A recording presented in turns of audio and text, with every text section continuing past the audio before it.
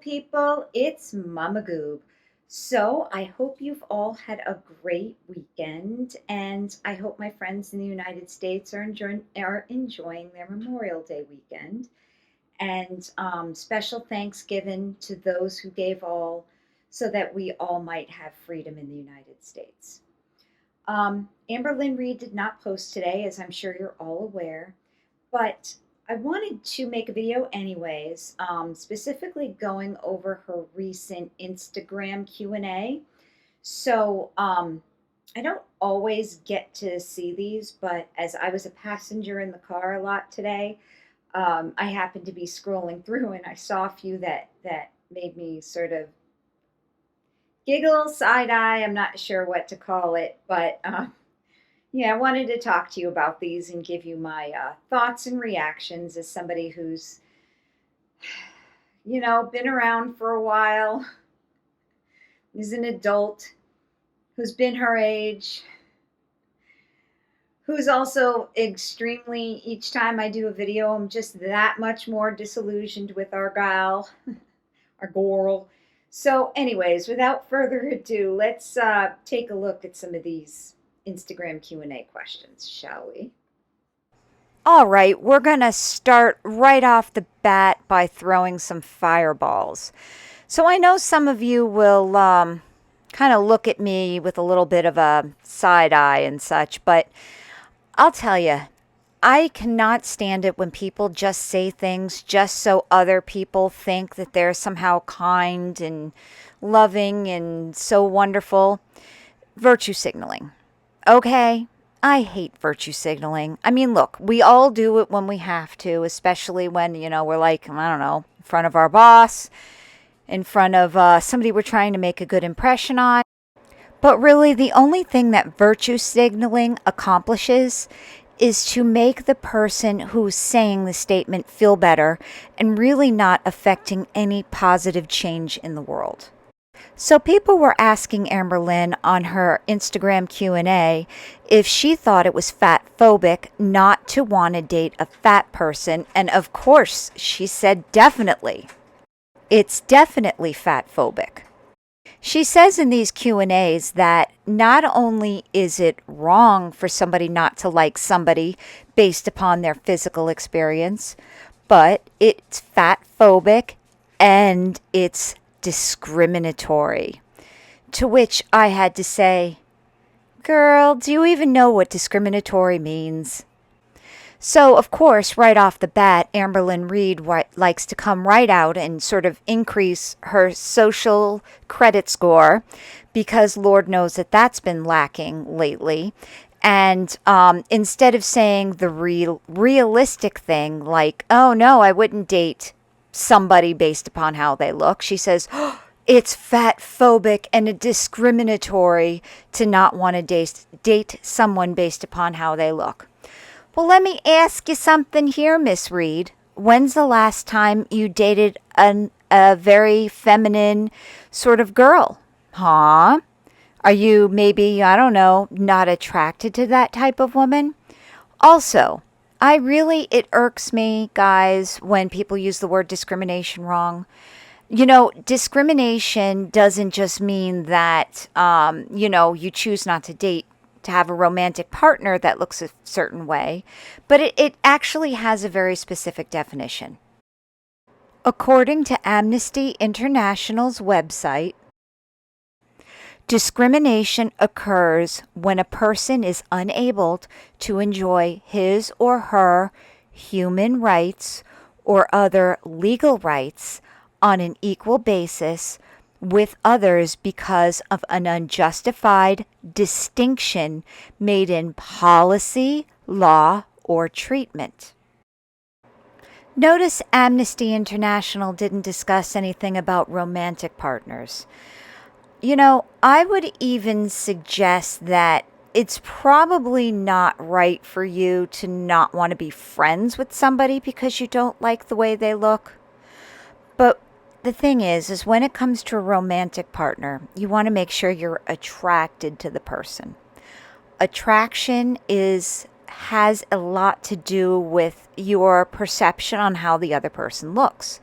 doesn't mean you can only be attracted to skinny people. There's people attracted to all sorts of people.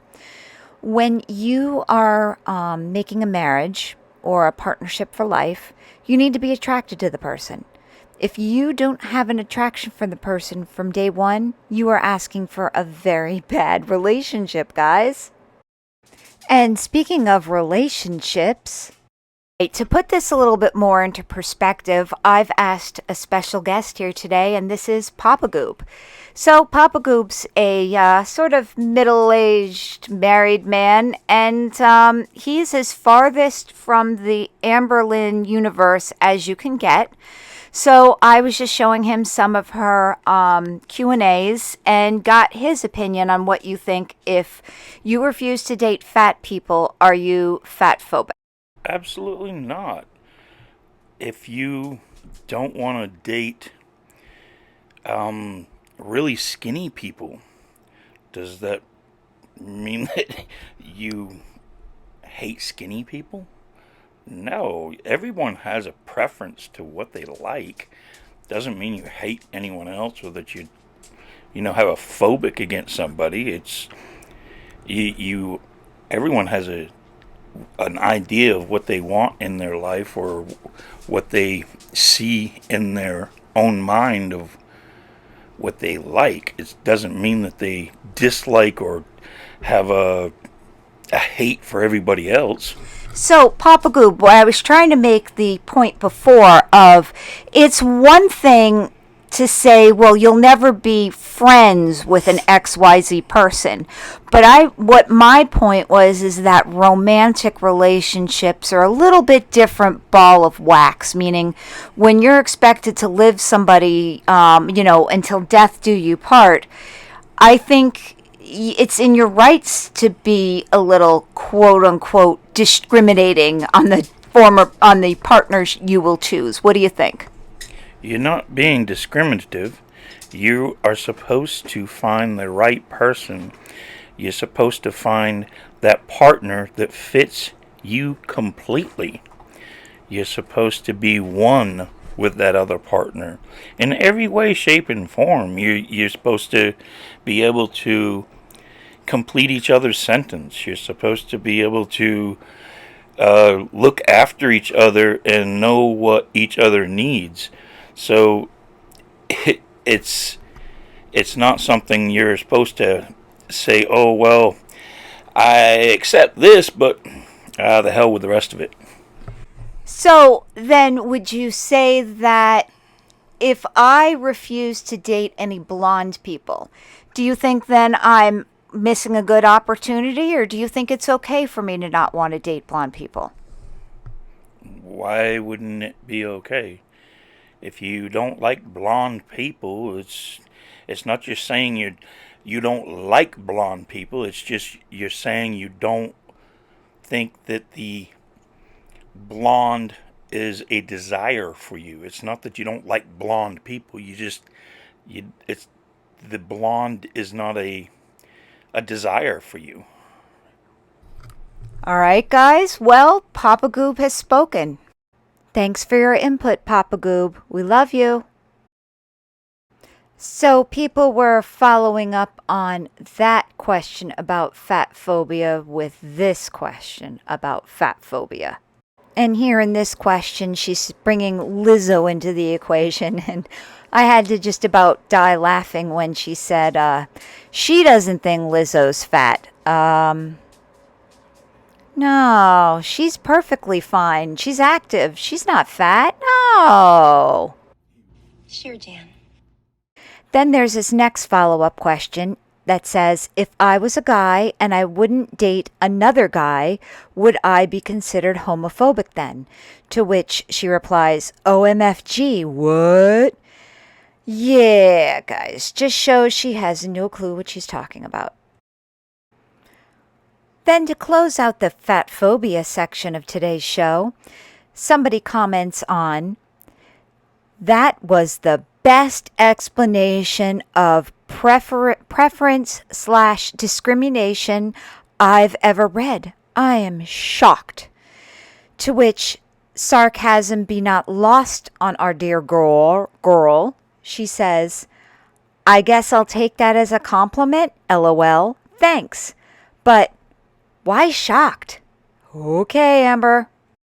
So, writing on the Temu controversy of last week, someone posts on her Q&A, girlie, ignore the Temu H8. Amazon, Walmart, Nike treat all their employees horrible too. Nike equals slave labor, to which Amberlynn Reed responds, this makes me want to do research on Nike now.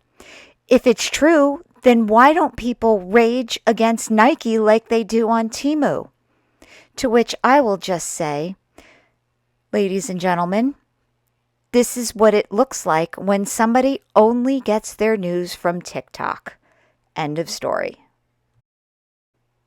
As if you were paying attention, people do rail on Nike. They rail on Amazon, they rail on Walmart, they rail on Shein, they rail on all of them because, yes, they are bad companies. Close the internet down and read a newspaper. Thank you.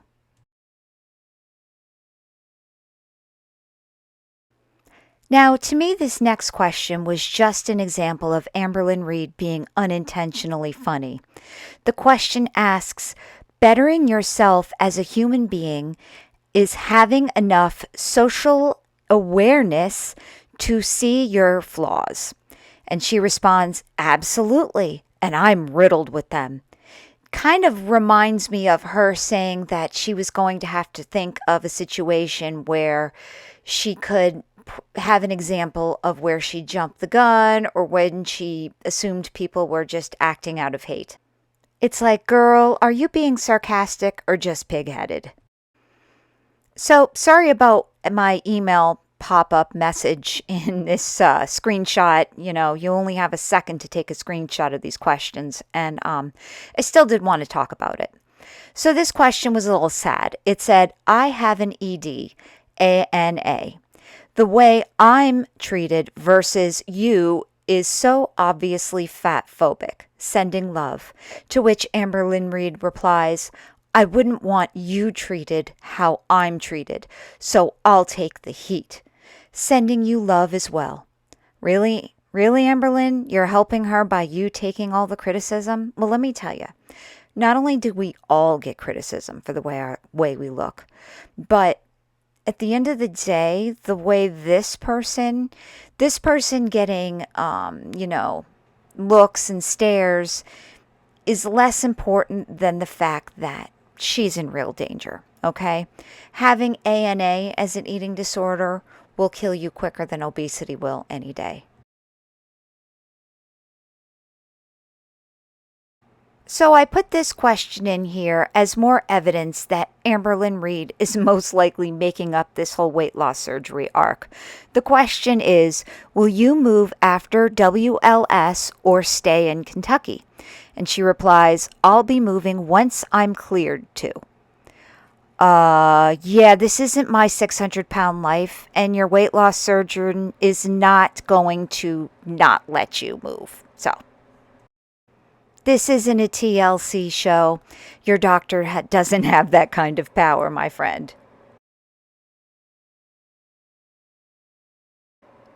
So this next Q&A just really is funny to me because I have sort of a really weird sense of imagination. When I hear the word Hoover, I think of somebody chomping something down, like hoovering that piece of chocolate cake.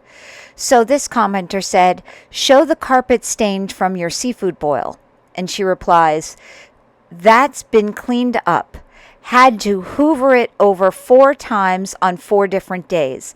I just imagine her with her face to the carpet, sucking up the carpet. I don't know. Try to get that out of your head now, I dare you.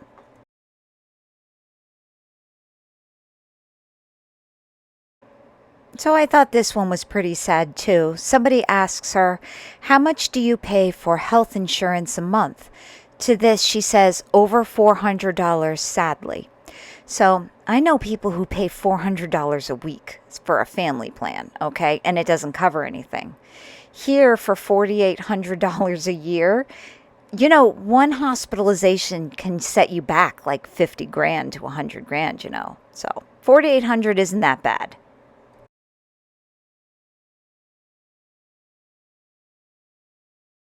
So these last 3 Q&As really make me rage.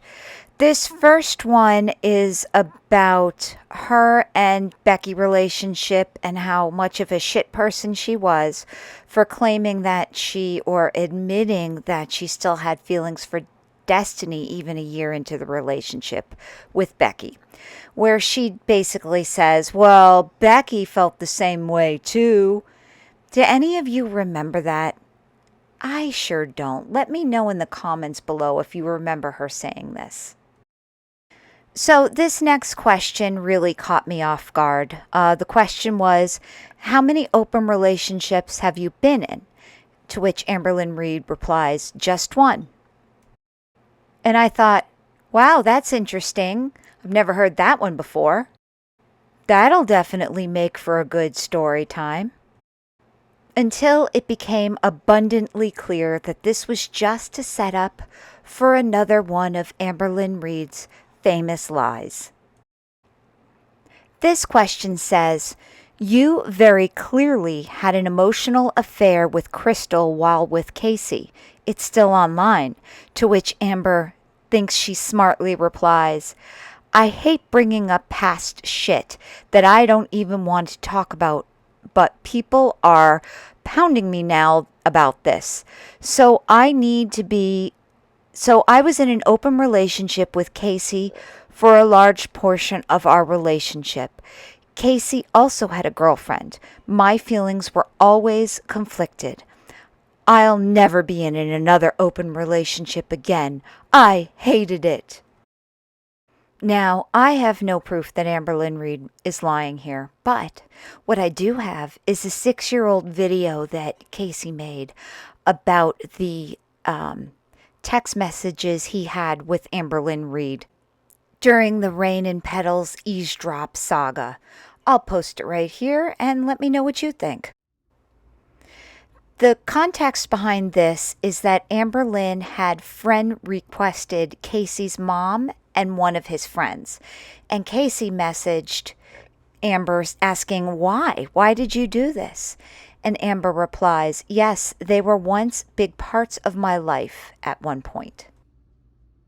Casey says that Amber and him argued all the time about Alex, the friend, to which Amber said, I never accused you of having sex with Alex. So if Amber were in an open relationship with Casey, why would she be messaging him 6 years ago to talk about the friend Alex? And why would Amber be concerned if Casey and Alex were having sex if they were in a known open relationship? I mean, guys, it just doesn't make any sense, but that's what we're dealing with in the Amberverse. Well, that's all I had for you guys today. I hope you enjoyed today's view into Amberlynn Reed's world of foolishness and chicanery as much as I did. Well, guys, I hope you enjoy the rest of your evening, and we'll see you next time. Bye.